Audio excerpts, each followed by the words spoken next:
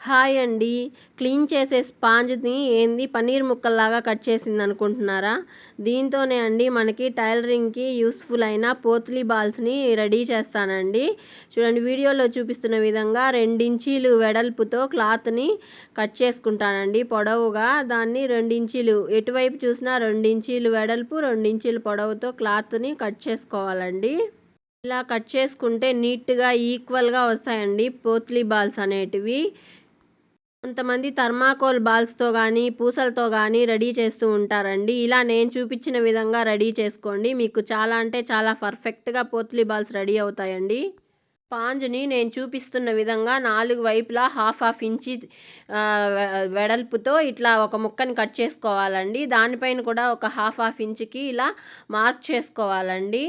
Mark చేసుకున్న దాన్ని నేను వీడియోలో చూపిస్తున్న విధంగా కట్ చేసుకోవాలండి నీట్గా. ఇలా కట్ చేసుకోవడం వల్ల మనకి ఈక్వల్గా వస్తాయండి బాల్స్ అనేటివి. చూడ్డానికి కూడా చాలా పర్ఫెక్ట్గా నీట్గా ఈక్వల్గా ఉంటాయండి. చాలామంది వీటిని తయారు చేసుకోవడానికి చాలా కష్టపడుతూ ఉంటారండి. నేను చూపిస్తున్న విధంగా మీరు రెడీ చేసుకోండి, మీకు చాలా అంటే చాలా ఈజీగా వస్తాయండి. ఒకసారి ట్రై చేసి నాకు కామెంట్ చేయండి. ఇలాంటి మంచి మంచి యూస్ఫుల్ టిప్స్ కోసం, వీడియోస్ కోసం నా ఛానల్ని ఫాలో అవ్వండి.